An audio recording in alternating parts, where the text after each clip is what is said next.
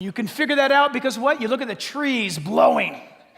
What's the evidence? The wind blows and it affects the trees. You can't see the wind blowing. You cannot see the wind. You only see the leaves blowing as a result of the wind. You got that? We take that for granted. Jesus says that's how it is with the life of the Spirit. What is? It's invisible by nature. But outwardly, the effect of the wind is seen by all people. Everyone sees the effects of the wind. And Jesus is saying, Nicodemus, that's exactly what I'm talking about. The Spirit of God lays hold of someone's life. You can't figure it out. But I tell you what, you can sure see the effects of it. Jesus announces to us that a born-again life is a life that is received from above, and it is a changed life. It is a life that is passionately devoted to mirroring the image of Christ the best you can. And when you fail, the Holy Spirit takes over. But that's only after you've been born again. You live for God. You want to know more about God. But understand this, there's a dramatic change that takes place in a person. There's no doubt about it, because in verses 8 and 9, he says, so is everyone who is born of the Spirit. This is the Christian life. And Nicodemus, verse 9, answers and says to him, how can these things be? You got to love this guy. I mean, at least, I know he came to Jesus by night. You know why, don't you? He's a Pharisee. Jesus is the archenemy now of the Pharisees. They're so jealous they want to kill him. They're so envious of him. They want to do Jesus in. Thank God for Nicodemus. We never would have known John chapter 3 without him. Nicodemus comes to Jesus by night. If he would have been caught talking to Jesus, he could have been excommunicated from Judaism. That could have cost him his physical life, He's a man of great influence and power. He comes to Jesus by night, and he begins to flatter Jesus. I read it to you a moment ago. We know that you've come from God because nobody can do the miracles that you can do. And Jesus just goes, unless you're born again, you're not going to make it. He's back on his heels. Can you imagine? Trying to catch his breath. He just got whacked. And then he says these precious words, how can these things be? Have you ever come, listen, judge yourself now, judge yourself. Have you ever had that moment in your life where you would say, I encountered this with God? Yes, my way, not just like Nicodemus, but my way. By the way, don't judge your conversion next to the person sitting next to you. It's all different. We all land at the same place, but it doesn't start the same place. And he grabs hold of your life. And it begins with this. How can these things be? I wish we could see Nicodemus' face. This is a serious moment. How did he sound? I think it's pretty safe to assume he didn't say, how can that be? No, I think Nicodemus, speaking to God in skin, can you imagine? And the Holy Spirit is backing up every word Jesus is speaking. He is nailed to the wall. And he says, how can these things be? How come nobody told me this? Are you a religious person today, or even claiming to know Jesus Christ, but you've never heard the term born again? You have to be born again to enter the kingdom of heaven. See, I don't know if I can believe in God. I've never seen God. How do I get born again it's like the wind? Okay, I just said a moment ago, you can see the effects of the wind. Not everything that you enjoy is visible. You're breathing air right now. You're enjoying that. You can't see it. I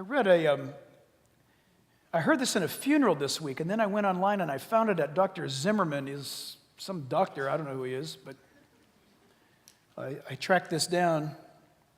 It's on his website. I'm going to ask you to listen to this. Is there life after delivery? It's about two unborn twins having a conversation inside their mother's womb.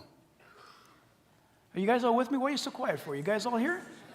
Okay, listen carefully. I don't know about you, this gets kind of fun, especially if you're an atheist. Listen up. One of the twins inside the womb says, "Tell me, do you believe in life after birth?" He asks. The other one responds, "Yes, definitely. In here, we are growing and we're gaining strength for whatever faces us on the other side." He responds. The other one says, "That is utterly nonsense. There cannot be life after birth. How is it that that's supposed to work?" "Well, I don't know exactly, but I believe there's more to us than just being here. I think there is life after birth, and it's got to be much bigger and much brighter out there than how it is in here. And perhaps we will actually be running someday with these legs we have, or even eating with these mouths we have." Eating with our mouths, running with our legs, nonsense. Running with our legs and eating with our mouths, that's crazy.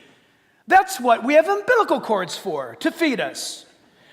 Do you want to run around and eat all the time? It would never work. Look, these umbilical cords anyway are way too short. The other one responds, "No, I think it's going to work somehow. It's going to be really different on the other side." "You're crazy. Nobody has ever come back from life after birth. Life ends on the other side, and that's it, period." No, I must admit that we do not know what life is like on the other side of birth, but I know that we will get to see our mother and that she will take good care of us. Mother? Are you trying to tell me that you believe in a mother? Well, if mother exists, then where is she? Has anyone ever seen mother? Well, I believe mother is all around us. I think we are alive in her and through her, and she's all around us. That's how we exist. Rubbish! I've never seen mother, therefore mother does not exist. No, I think it's true. Sometimes when you're really quiet, you can hear her speak. I think I've even heard her sing, and sometimes it almost feels like she's trying to touch us in here. Think of that for a moment. Can you imagine sticking a microphone there and saying, "Hey, what do you guys think is about ready to happen?" "Oh, we're just going to be here forever. It's great in here. 98.6, very tropical." Okay? Give me a coconut. Give me a coconut and a pineapple, and this is perfect. And then, as life goes on, it starts to get a little cramped back in the back end. So, we have something going on here. You and I are both getting bigger, and this place is getting smaller at the same time. And then there's a lot of pushing, and things are kind of like, what is going on here? And after some noises and all, one of them begins to shout out, "I see a light!" I went, "Look, we're going through a tunnel. I see a light on the other end." And what would they say? "Nope, on the other side, it's nothing. It's just that no one's come back from birth to ever get." "I don't know, but I see a light. You'll see it in a minute because I'm ahead of you. You be behind me. I'm telling you what's going on. Here's good light." And the little guy comes out, and then you got to admit, it's a sinful world. The poor little guy comes out. Somebody shoves a rubber tube down his throat and sucking stuff out of his lungs and throat. He gets maybe a little smack in his rear end to get him breathing, and then somebody comes up with a needle and shoots him with this stuff, wraps him up in this hot blanket. All these lights and strangers. Welcome to the world. That kid was born. And Jesus says, you've got to be born from above. You came that way in this world, there's another way into the presence of God, and you better do it, Jesus is saying. Think of it. That's a dramatic change. There's a dramatic change when a person's born again. Listen, you will not be questioning if you're born again or not. If you have to question, then something's wrong. Years ago, we taught in the book of James, and forgive me if you remember this analogy, but it works.